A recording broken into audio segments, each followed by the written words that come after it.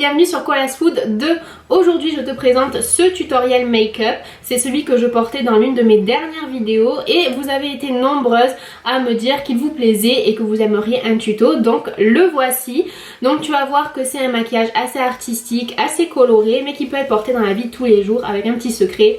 L'estompage. Donc j'espère que ce maquillage va vous plaire et je vous remercie surtout de l'avoir demandé. D'ailleurs je me suis inspirée de Victoire Victoria qui est une youtubeuse avec qui j'ai récemment fait une collaboration pour vous proposer un sondage. Je dis ça parce qu'elle fait beaucoup de sondages en fait sur ses vidéos PLL et je trouve ça génial. Et du coup en fait j'ai voulu faire un sondage pour savoir quel type de vidéo vous vouliez voir sur ma chaîne. Plutôt des tutos make-up, plutôt des conseils maquillage un petit peu précis ou plutôt des techniques maquillage. Enfin voilà, donc je vous ai préparé un petit sondage. Si vous pouvez prendre 2 minutes pour y répondre afin que je puisse faire des vidéos qui correspondent encore plus à ce que vous voulez voir en fait, si c'est plus des revues etc. Et aussi pour préparer les vidéos d'Halloween qui arrivent à grands pas entre guillemets. Donc voilà, n'hésitez pas à vous abonner juste là et je vous lance tout de suite le tuto, j'arrête de parler. Donc pour commencer je vais utiliser un primer, celui-ci est de chez I Love Makeup.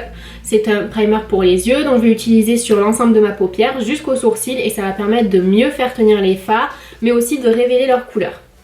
Pendant ce tuto, je vais majoritairement utiliser des palettes de chez Makeup Revolution. Pas parce que je suis sponsorisée, mais tout simplement parce que ce sont des palettes qui sont pas du tout chères et de bonne qualité. Et l'une de mes préférées, c'est celle-ci, la Chocolate Vice. Et on va commencer par utiliser cette couleur-ci qui est en fait un beige mat. Donc on va tout simplement l'appliquer sous le sourcil et descendre dans le creux de l'œil pour faire une base pour ensuite mieux mélanger les fards. Ensuite, je vais prendre cette palette-ci de Makeup Revolution qui s'appelle Ultra Eyeshadows Palette. Et elle est super, il y a vraiment plein de couleurs qu'on ne trouve pas forcément partout.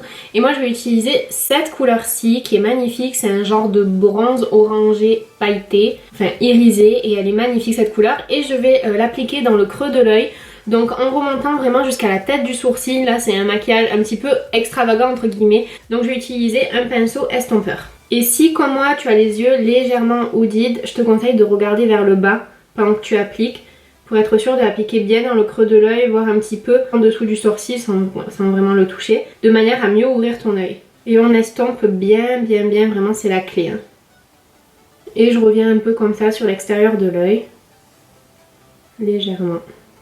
Je vais reprendre la palette Chocolate Vice et je vais utiliser ce blanc irisé doré sur les 2/3 de la paupière mobile en remontant un tout petit peu dans le creux de l'œil. Pour que la couleur soit très intense, je vais utiliser un spray. Celui-ci est de chez NYX, il a un fini velouté mais n'importe quel spray peut faire l'affaire. Ça permettra de mieux fixer la couleur et de rendre aussi le fard plus intense.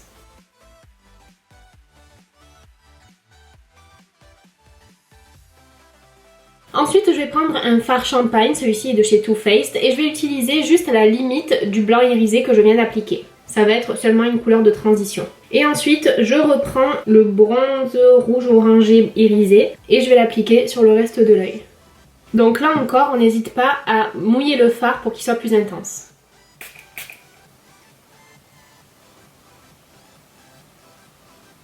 Comme ce fard n'est pas encore assez intense, je vais utiliser ce marron super chaud, toujours de la palette Chocolate Vice. Et je vais le mélanger un tout petit peu avec Sienna de Anastasia Beverly Hills qui est encore plus intense.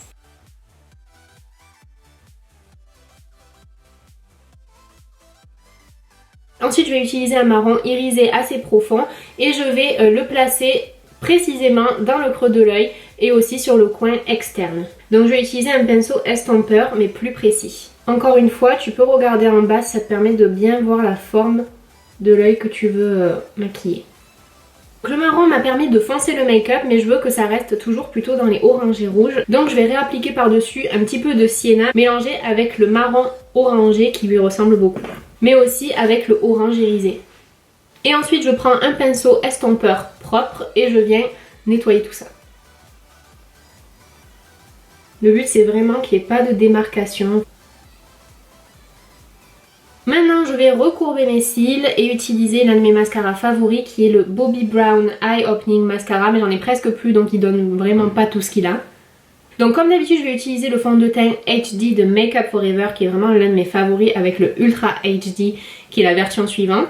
Et ensuite je vais illuminer mon visage, cacher mes cernes avec le Pro Conceal de LA Girls, qui est un anti-cerne qui fonctionne vraiment super bien et qui est pas du tout cher. 3 € je crois qu'il coûte.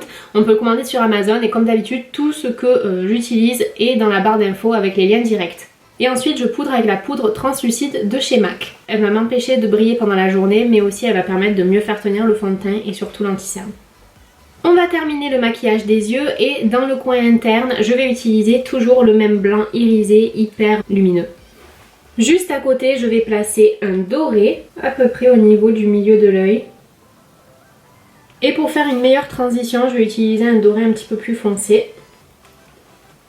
Et enfin, je vais utiliser le marron orangé avec en plus par-dessus le marron orangé qui est irisé. Et comme j'aime bien intensifier à l'extrême, je vais utiliser encore un petit peu ce marron irisé vraiment à l'extérieur de l'œil et près de la ligne des cils. Et ensuite, j'utilise un pinceau estompeur propre pour bien unifier toutes les couleurs. Dans la ligne d'eau, je vais utiliser un crayon doré de chez Kiko, donc celui-ci est le numéro 800. Il va pas faire un effet extraordinaire, mais il va quand même illuminer le regard. Et bien sûr, j'applique mon mascara sur les cils du bas. Côté teint, tu sais sûrement que je peux pas me passer de cette palette de chez Smashbox. Donc je vais utiliser le bronzer juste ici pour réchauffer mon teint en forme de 3. Pour le blush, je vais utiliser Dallas, qui reste un blush slash bronzer assez bronzy en fait. Voilà, c'est une couleur un petit peu comme ça avec des petits tons de mauve on va dire, mais en même temps orangé, je sais pas comment expliquer. Et côté highlight, je vais utiliser cette palette encore une fois de chez Makeup Revolution. Vraiment ils ont plein de choses, bonne qualité et vraiment pas cher, donc je vous le conseille. Je vais utiliser quoi? Je vais utiliser cette couleur et cette couleur, un petit peu des deux.